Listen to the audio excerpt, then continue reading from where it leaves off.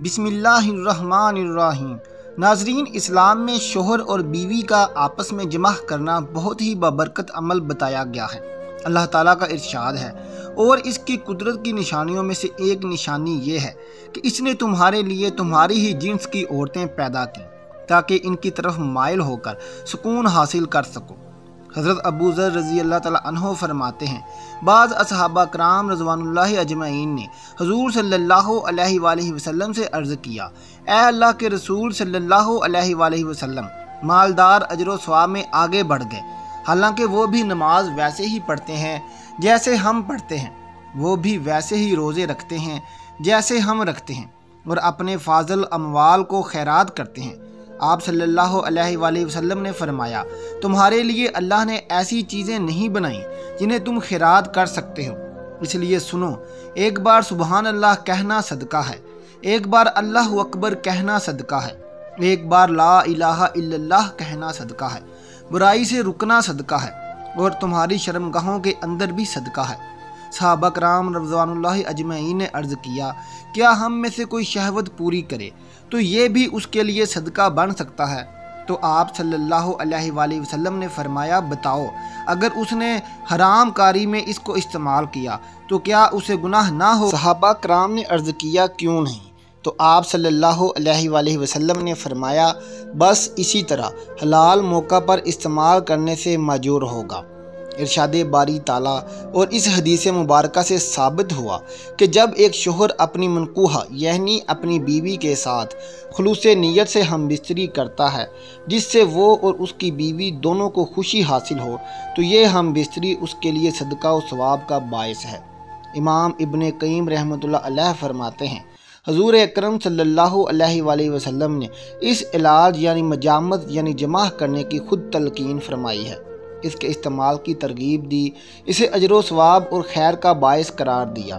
اس میں شک نہیں کہ یہ عمل کامل لذت کا سبب، محبوب کے ساتھ نیکی اور احسان کا ذریعہ، اجر و ثواب کا باعث، خیر خیرات کا وسیلہ، دل کی خوشی کا سامان، غلط افکار کا ازالہ کی تدبیر اور روح کے ہلکے پھلکے ہونے کی علت ہے۔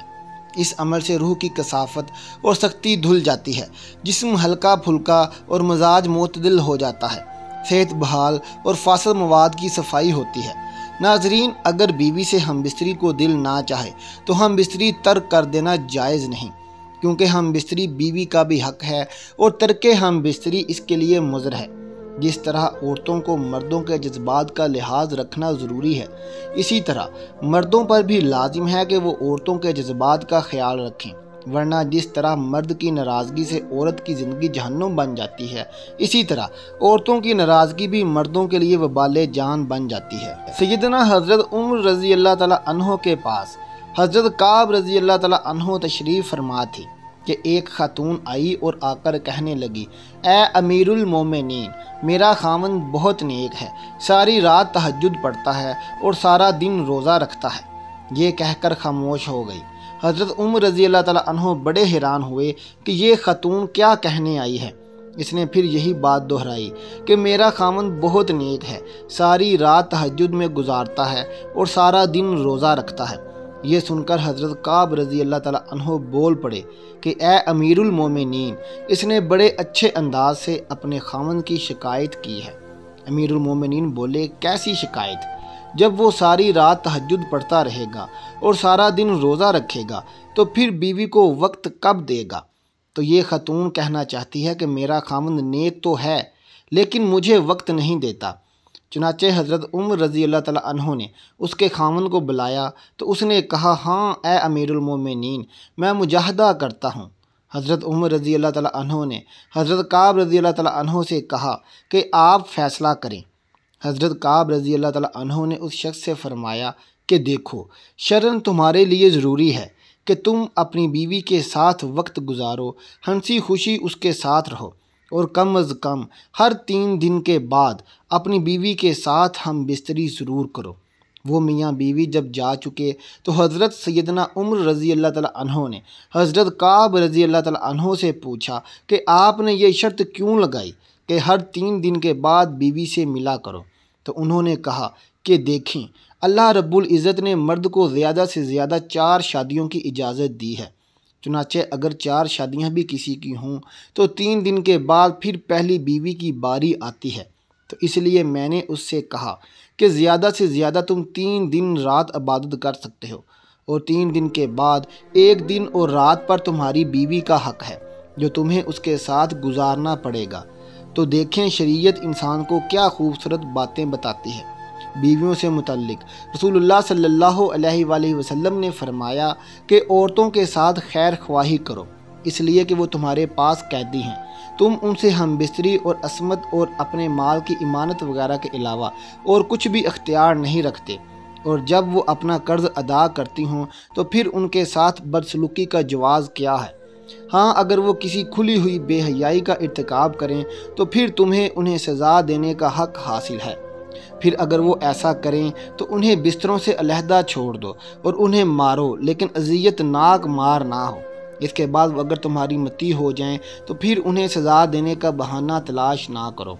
سنو، جس طرح تمہارا تمہاری بیویوں پر حق ہے، اسی طرح تم پر تمہاری بیویوں کا بھی حق ہے۔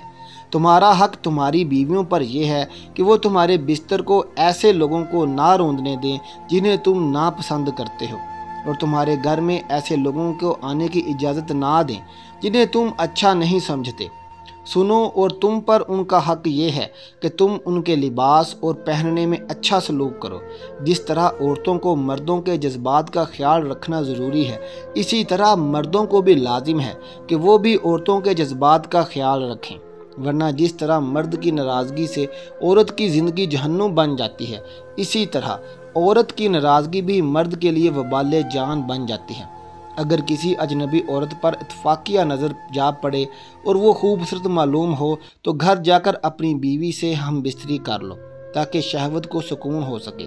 ارشاد نبوی صلی اللہ علیہ وآلہ وسلم ہے کہ جب تم میں سے کسی عورت کو دیکھو اور اسے خوبصورت دکھائی دے تو اسے اپنی بیوی کے پاس چلے جانا چاہیے، کیونکہ عورت کی شکل میں شیطان آتا ہے اور عورت کی شکل میں ہی واپس جاتا ہے۔ اگر کسی کی بیوی نہ ہو تو وہ اللہ تعالیٰ سے پناہ طلب کرے، گناہوں سے سلامتی کی توفیق مانگے اور شیطان مردود سے اللہ کی پناہ مانگے۔ شوہر کے لیے اور بیوی کے لیے یہ جائز نہیں کہ وہ اپنی خلوت کی باتیں کسی غیر پر ظاہر کریں، کیونکہ یہ بے وقوفی اور کمینگی ہے۔ عقل و شعور نے اس سے منع کیا ہے۔ حضرت ابو ہریرہ رضی اللہ تعالیٰ عنہ بیان کرتے ہیں کہ نبی کریم صلی اللہ علیہ وآلہ وسلم نے مردوں کو مخاطب کرتے ہوئے پوچھا، کیا تم میں سے کوئی ایسا آدمی ہے جو اپنی بیوی سے ہم بستری یعنی جماع کرتا ہو تو دروازہ بند کر کے پردہ آگے کر لیتا ہو اور اللہ کے پردے سے اس فعل کو چھپاتا ہو؟ لوگوں نے جواب دیا، ہاں ایسے لوگ موجود ہیں۔ تو آپ صلی اللہ علیہ وآلہ وسلم نے پھر پوچھا کہ کوئی ایسا آدمی بھی ہے جو اسے جا کر دوسروں کے سامنے بیان کرتا ہو؟ یہ سن کر صحابہ کرام رضوان اللہ اجمعین خاموش ہو گئے، اور اس کے بعد آپ صلی اللہ علیہ وآلہ وسلم عورتوں کی طرف مخاطب ہوئے اور ان سے پوچھا، کیا تم میں سے کوئی ایسی عورت ہے جو اپنے خاوند سے خلوت کی باتیں دوسری عورتوں سے بیان کرتی ہوں؟ عورتیں خاموش رہیں، لیکن ایک نوجوان عورت اپنے ایک گھٹنے پر کھڑی ہو کر رسول اللہ صلی اللہ علیہ وآلہ وسلم کی طرف جھانکتی ہے اور آپ صلی اللہ علیہ وآلہ وسلم کی باتیں سن کر کہتی ہے، یا رسول اللہ صلی اللہ علیہ وآلہ وسلم، خلوت کا ذکر مرد بھی کرتے ہیں اور عورتیں بھی کرتی ہیں۔ فرمایا، جانتے ہو اس کی مثال کیا ہے؟ اس کی مثال یہ ہے جیسے کوئی شیطان عورت کسی شیطان مرد کو سر راہ مل گئی ہو اور اپنی حاجت اس کے ساتھ پوری کی ہو، اور دریں اثنا لوگ ان کی طرف دیکھتے رہے ہوں۔ خبردار، مردوں کی خوشبو میں بو تیز ہوتی ہے مگر رنگ نہیں ہوتا، اور عورتوں کی خوشبو میں رنگ ہوتا ہے مگر بو تیز نہیں ہوتی۔ مفہوم یہ ہے کہ مرد ایسی خوشبو لگائیں جس میں بو ہو اور رنگ نہ ہو، جیسے عطر اور عود وغیرہ، اور عورتیں ایسی چیزوں کا استعمال کریں جس میں رنگ ہو، خوشبو نہ ہو، مثلا زعفران اور مہندی وغیرہ۔ اللہ پاک عمل کرنے کی توفیق عطا فرمائے، آمین ثم آمین۔